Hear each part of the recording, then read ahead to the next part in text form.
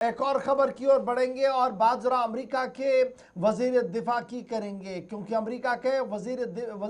کے وزیر دفاع کا دورہ ہونے والا ہے اور یہ دورہ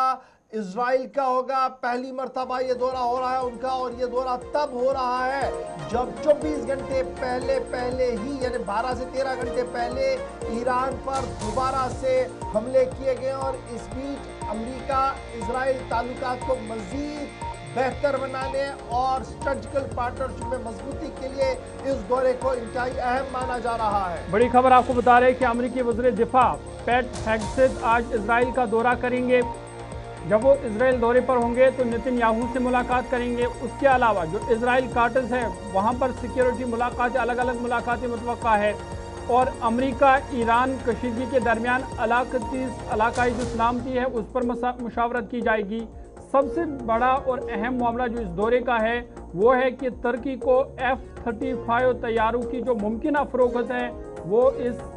ملاقات کا، اس دورے کا اہم ایجنڈا ہے۔ امریکہ کے وزیر دفاع پیٹ ہیگسیت اسرائیل کا اپنا پہلا سرکاری دورہ کریں گے، جہاں وہ اسرائیلی وزیر اعظم بنجامن نیتن یاہو اور وزیر دفاع اسرائیل کارٹز سے بھی ملاقات کریں گے۔ یہ دورہ ایسے وقت میں ہو رہا ہے جب امریکہ اور ایران کے درمیان حالیہ فوجی کارروائی کے بعد مشرق وسطیٰ میں کشیدگی انتہائی بڑھ چکی ہے اور خطے کی سیکیورٹی صورتحال عالمی توجہ کا مرکز بنی ہوئی ہے۔ اطلاعات کے مطابق ملاقاتوں میں امریکہ اسرائیل کے درمیان دفاعی تعاون، خطے کی مجموعی سلامتی، ایران سے متعلق تازہ صورتحال اور مستقبل کی مشترکہ حکمت عملی پر تفصیلی تبادلہ خیال کیا جائے گا۔ اطلاعات کے مطابق مذاکرات میں ترکی کو جدید F-35 لڑاکا طیاروں کی ممکنہ فروخت کا معاملہ بھی زیر غور آ سکتا ہے، جس پر اسرائیل کو تحفظات لاحق ہے، اور یہ موضوع حال ہی میں نیٹو سربراہی اجلاس کے دوران بھی زیر بحث آیا تھا۔ امریکی حکام کے مطابق پیٹ ہیگسیت جو صدر ڈونلڈ ٹرمپ کے ہمراہ نیٹو اجلاس میں بھی شریک تھے، اسرائیل کے دورے کے لیے صدارتی وفد سے الگ ہو کر